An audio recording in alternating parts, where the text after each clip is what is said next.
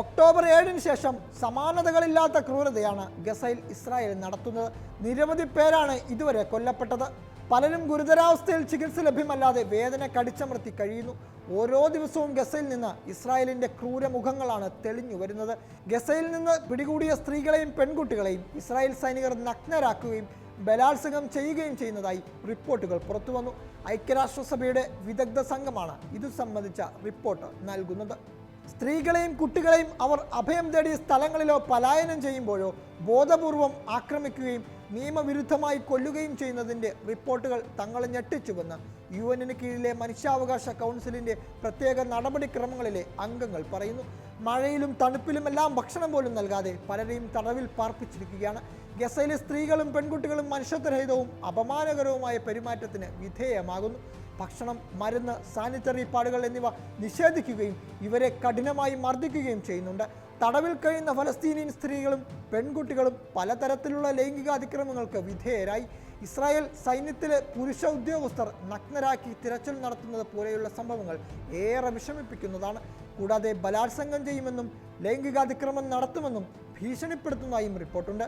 അപമാനകരമായ സാഹചര്യങ്ങളിൽ തടവിലാക്കപ്പെട്ട സ്ത്രീകളുടെ ഫോട്ടോകൾ എടുത്ത് സൈന്യം ഓൺലൈനിൽ അപ്ലോഡ് ചെയ്തു. ഗസയിൽ ഇസ്രായേൽ സൈന്യത്തിൻ്റെ റെയ്ഡിന് ശേഷം നിരവധി പെൺകുട്ടികളെയും സ്ത്രീകളെയും കുട്ടികളെയുമാണ് കാണാതായത്. പല കുട്ടികളെയും ഇസ്രായേൽ സൈന്യം മാതാപിതാക്കളിൽ നിന്ന് വേർപെടുത്തി. ഇതിൽ പലരും എവിടെയാണെന്ന കാര്യം അജ്ഞാതമായി തുടരുകയാണ്. ഫലസ്തീൻ സ്ത്രീകളുടെയും പെൺകുട്ടികളുടെയും ജീവിക്കാനുള്ള അവകാശം, സുരക്ഷ, ആരോഗ്യം, അന്തസ്സ് എന്നിവ ഉയർത്തിപ്പിടിക്കാനും ബലാത്സംഗം ഉൾപ്പെടെ ആരും അക്രമത്തിനും പീഡനത്തിനും മോശവും നിന്ദ്യവുമായ പെരുമാറ്റത്തിനും വിധേയമാകുന്നില്ലെന്നും ഉറപ്പാക്കാൻ ഇസ്രായേൽ സർക്കാരിനെ ഓർമ്മിപ്പിക്കുന്നതായും വിദഗ്ധ സംഘം പറഞ്ഞു. ഇത്തരം പ്രവൃത്തികൾ അന്താരാഷ്ട്ര മനുഷ്യാവകാശങ്ങളുടെയും മാനുഷിക നിയമങ്ങളുടെയും ഗുരുതരമായ ലംഘനങ്ങളാണ്.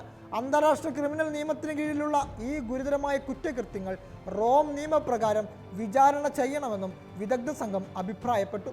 ആരോപണങ്ങളിൽ സ്വതന്ത്രവും നിഷ്പക്ഷവും ഫലപ്രദവുമായ അന്വേഷണം വേണം. ഇസ്രായേൽ ഇതിനോട് സഹകരിക്കണം. പ്രത്യക്ഷമായ കുറ്റകൃത്യങ്ങൾക്ക് അത് ചെയ്തവർ ഉത്തരവാദികളായിരിക്കണം. ഇരകൾക്കും അവരുടെ കുടുംബങ്ങൾക്കും പൂർണ്ണമായ നഷ്ടപരിഹാരത്തിനും നീതിക്കും അർഹതയുണ്ടെന്നും വിദഗ്ധ സംഘം വ്യക്തമാക്കി. ഗസയിലെ കുട്ടികൾ ഭക്ഷണത്തിൻ്റെ അഭാവം, പോഷകാഹാരക്കുറവ്, പകർച്ചവ്യാധികൾ എന്നിവ കാരണം മരണത്തിൻ്റെ വക്കിലാണെന്ന് കഴിഞ്ഞ ദിവസം ഐക്യരാഷ്ട്രസഭ മുന്നറിയിപ്പ് നൽകിയിരുന്നു. ഗസയിലെ 5 വയസ്സിന് താഴെയുള്ള കുട്ടികളിൽ 90% പേർക്കും ഒന്നോ അതിലധികമോ പകർച്ചവ്യാധികൾ ബാധിച്ചിട്ടുണ്ട്.